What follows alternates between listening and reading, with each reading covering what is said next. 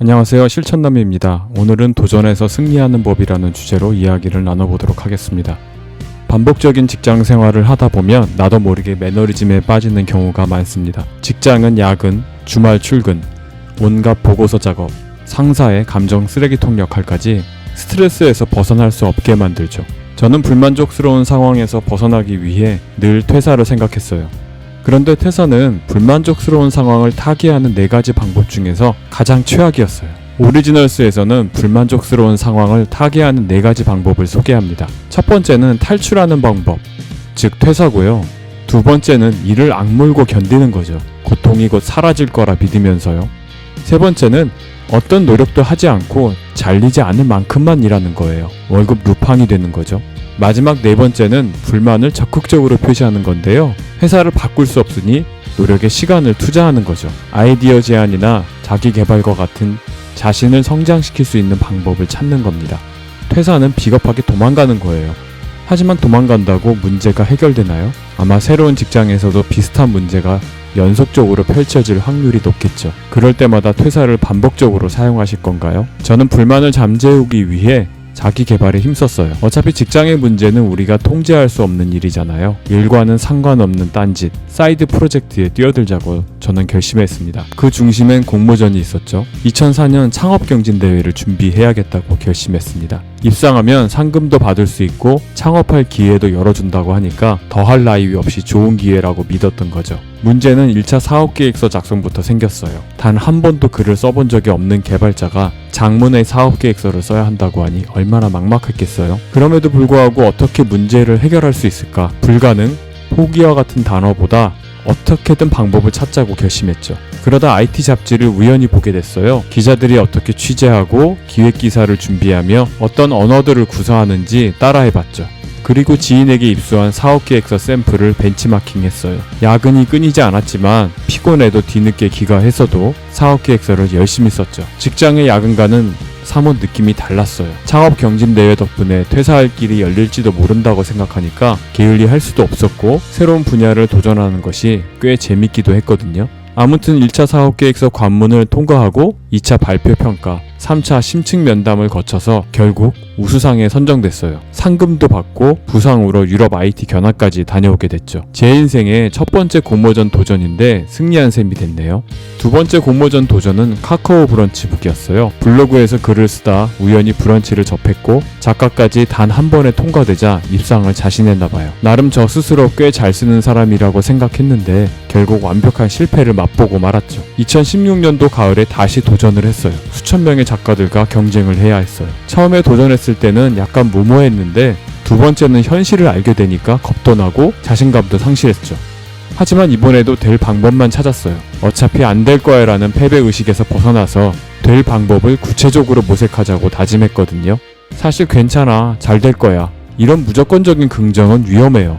내가 어떤 상태인지도 모르고 맹목적으로 그리고 준비 없이 도전하게 만들거든요. 재도전할 때는 기획 의도, 목차, 자료 수집, 내용 기획까지 충실하게 준비했어요. 너는 계획이 다 있구나. 네, 저는 나름의 계획이 있었죠. 하찮은 성공일지라도 좋다. 화려한 실패로부터는 아무것도 생기지 않지만 하찮은 성공은 하찮지 않은 성공을 낳을지도 모르기 때문이다. 아널드 베넷의 말처럼 그 성공이 하찮을지라도 꼭 성공하고 싶었거든요. 너무나 절실했어요.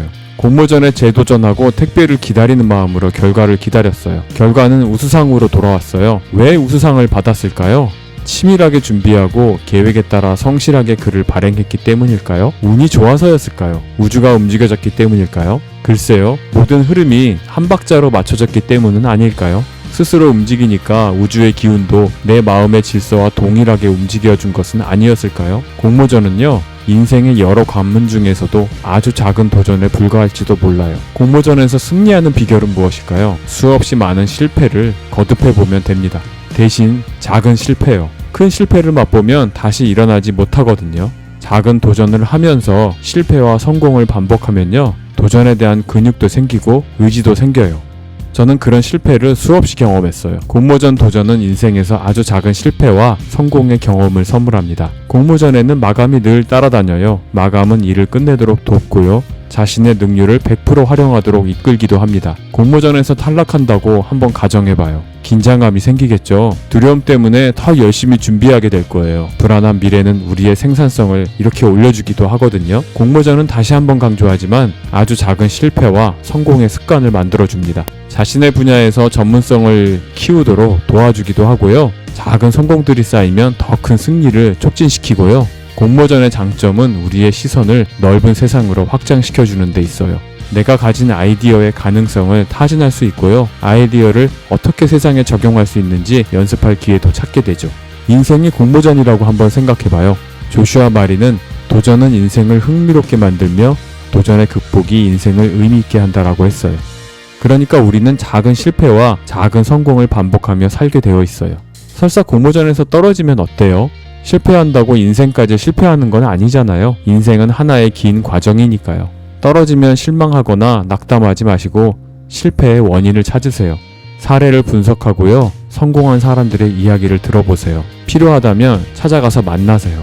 공모전은 끊임없는 자기 개발 과정과 비슷해요. 책을 읽거나 블로그를 만들어서 글을 써보는 것도 좋고 브런치 작가에 도전하는 것도 좋겠죠. 저는 기존 브런치 공모전에서 수상한 사례를 모조리 정리했어요. 그러다 보니 일정한 패턴도 찾게 됐고요. 무엇이든 작은 시도를 반복해서 큰 시도까지 이어지게 만드는 게 중요합니다.